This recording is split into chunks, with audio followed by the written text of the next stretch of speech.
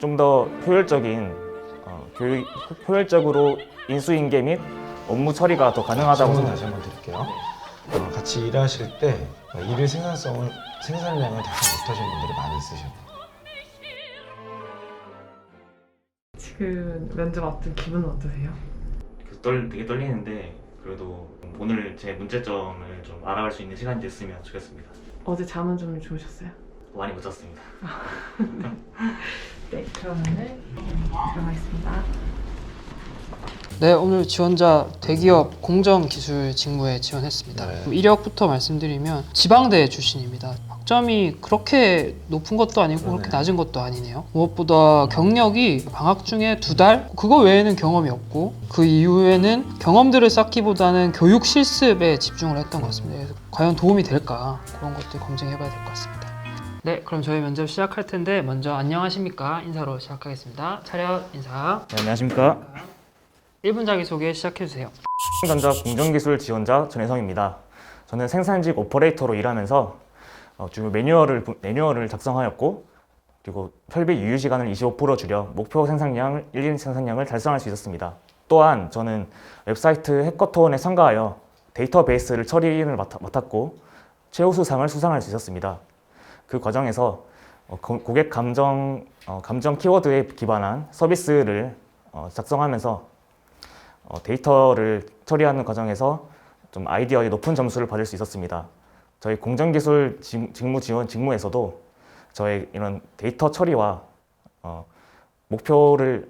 문제를 해결하는 능력이 도움이 될 것이라 생각하고 이렇게 지원하게 되었습니다. 감사합니다.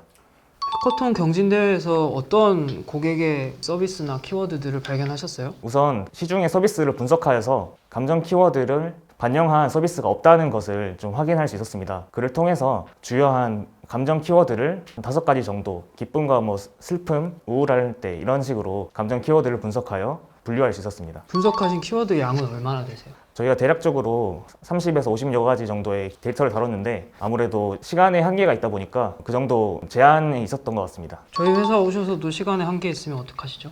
물론 그 시간 안에 문제를 해결하는 것이 제일 중요하다고 생각하고 일단 처음에 신입사원으로서는 그런 부분들이 시간에 오버가 발생할 수 있다고 생각하지만 그래도 최대한 시간 안에 끝낼 수 있도록 노력하겠습니다. 시간 안에 끝냈던 경험 하나 말씀해 보시겠어요? 그 생산직으로 일하면서도 하루에 제한된 시간 안에 목표 1, 2 생산량을 달성하는 게 가장 주요했고 저희 불량 케이스를 분석하는 등에 통해서 좀 하루에 1, 2 생산량을 달성하는 게 가장 중요했기 때문에 그걸 시간 안에 할 수 있었던 경험인 것 같습니다. 그 경험하실 때 일의 생산성 달성 못하는 사람들도 많이 있었나요?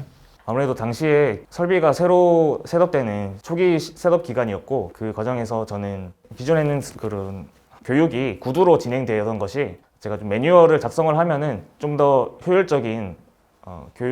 효율적으로 인수인계 및 업무 처리가 더 가능하다고 질문 다시 한번 드릴게요. 같이 일하실 때 일의 생산량을 달성 못하시는 분들이 많이 있으셔요. 아무래도 제가 일하던 그 공정에서는 생산량을 같이 일하는 것이었기 때문에 때로는 그 모두가 같이 함께 일하는 것이 하루의 생산량에 반영이 되었습니다. 그 과정에서 때로는 일 생산을 달성하지 못한 날도 있었지만 이후에는 그 과정을 매뉴얼 작성 이후에는 그런 생산량을 좀 달성할 수 있었던 것 같습니다. 처음에 이 일을 왜 하신 거예요? 그 일은 아무래도 학부 과정에서 그런 경험을 하는 것이 좀 쉽지 않았기 때문에 우선 경험을 해보는 게 중요하다는 생각에 좀 생산직 오퍼레이터로 방학 기간을 활용해서 입사했습니다. 그러면 이때는 경험이 중요한 건 느끼셨는데 왜 뒤에는 교육으로 가셨죠? 그때도 경험을 쌓으셔야 되는 거 아닌가요? 아무래도 2달간 일했던 경험이 많은 것 생각하게 했던 시간이었고 그 이후에 좀 이론적인 부족한 부분들을 보충하면서 앞으로는 이런 쪽으로 준비를 해야겠구나라는 생각을 하게 됐지만 아직 이런 실무적인 경험은 아직 못했습니다. 당시 그래서 어떤 걸 부족한 걸 느꼈고 어떤 교육을 채우셨나요? 그래서 아무래도 경험을 해볼 수 있었지만 아무래도 실제 반도체 공정과는 좀 살짝 다른 부분이 있었기 때문에 실제 반도체 공정이 어떻게 돌아가고 좀 어떤 이론적인 부분이 필요한지를 좀 알게 되어 그 부분을 위주로 이론적인 공부를 많이 했던 것 같습니다. 지원하신 직무에서 가장 중요한 역량은 뭐라고 생각하세요? 책임감이라고 생각합니다. 불량 상황이 발생했을 때 그 불량 상황을 제가 맡은 임무를 빠르게 최대한 제 선에서 해결하는 것이 중요하다고 생각하기 때문에 제가 해결하지 못하면 동료에게 저의 업무가 넘어가는 것이라고 생각해서 최대한 제 선에서 업무를 해결할 수 있도록 하겠습니다. 그런 걸 해결해 본 경험이 있으면 한번 해보세요. 제가 그 지원자분 혹시 다른 회사 다른 직무 뭐 지원하시거나 서류 붙은 거 있으세요? 네, 아무래도 공정 쪽으로 지원을 많이 했었는데 서류에서 탈락한 기업도 있었고 인적성에서 탈락한 경우도 있었습니다. 그 외에는 아무래도 공정이라는 이런 직무가 석사를 요구하거나 아니면 경력직을 요구하는 경우가 많았기 때문에 좀 지원 과정에서 그것 위주로 지원하기에는 좀 한계가 있었던 것 같습니다. 그럼에도 불구하고 왜 계속 공정으로 지원하시는 거죠? 아무래도 제가 관심을 가지게 된 것이 공정의 분량을 개선하고 완성도 있는 제품을 만들기 위해서 고객사의 니즈를 맞춰간다는 그런 업무가 되게 매력적으로 느껴졌기 때문에 그러기에는 학점이 그렇게 높지 않은 편인데 그 지원자분의 관심도를 저희가 뭘로 측정할 수 있나요? 그 이후에 공정 실습도 진행을 했고 계속해서 한 달간의 반도체 직무 교육도 들으면서 저희 부족한 역량을 쌓아오고 있습니다. 마지막 하시고 싶은 말씀 있으세요? 오늘 이렇게 소중한 기회를 갖게 되어서 대단히 감사드립니다. 네, 그러면 감사합니다. 인사로 마무리하겠습니다. 차렷 인사. 네, 감사합니다. 감사합니다.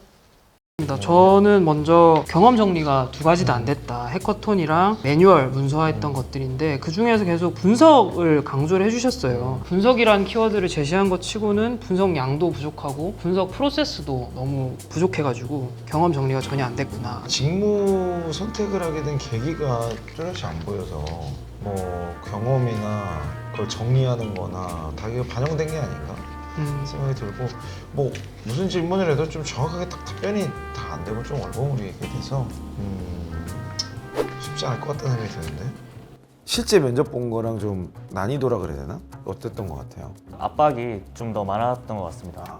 공격이 들어오고 공격한 적 없어요 우리는? 이게 궁금해서 물어본 건데 왜 공격이라고? 아무래도 경험을 모르시는 그런 질문이나 좀 검증하는 질문이 많았던 것 같은데 금방 대답을 못 했던 것 같아요. 더 잘할 수 있었던 것 같은데 좀 편하게 앉으세요. 지금도 너무 이렇게 그 진짜 공정기술 하고 싶은 이유가 있어요? 진짜로? 공격하는 거 아니니까. 아무래도 반도체 쪽으로 진로를 설정하면서 공정기술 쪽으로 되게 사람을 많이 뽑더라고요. 그래서 그쪽에서 좀 지원을 하면서 괜찮지 않을까라는 생각을 하면서 좀 사람을 많이 뽑는 거랑 내가 잘 맞는 건 좀 다른 얘기거든요. 그러니까 내가 잘 맞는 분야에서 사람을 안 뽑더라도 내가 잘 맞으면 나는 뽑혀요. 근데 사람을 아무리 많이 뽑아도 내가 그 분야랑 잘 안 맞으면 안 뽑혀요, 나는.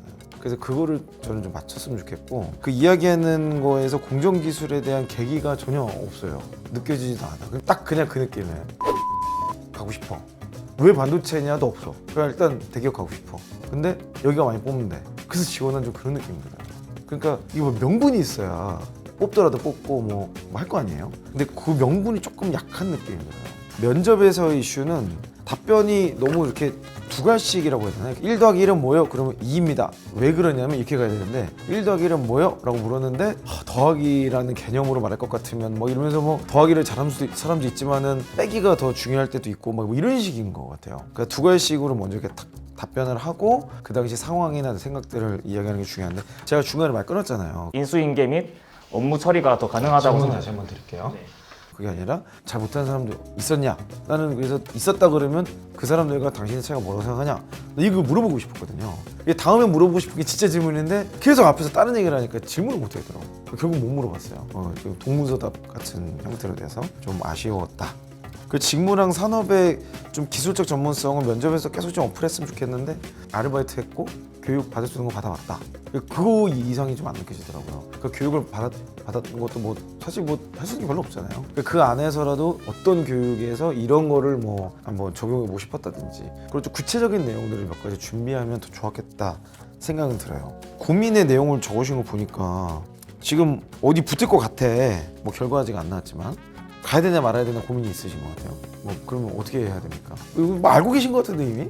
가서 경험을 해보라고 이렇게 많이 말씀을 해주셨지만 정말 제가 원래 가려고 했던 쪽과는 살짝 공정이 살짝 다르기 때문에 이직을 뭐 하려고 하기에도 사실 쉽지는 않다 이렇게 얘기를 들었습니다.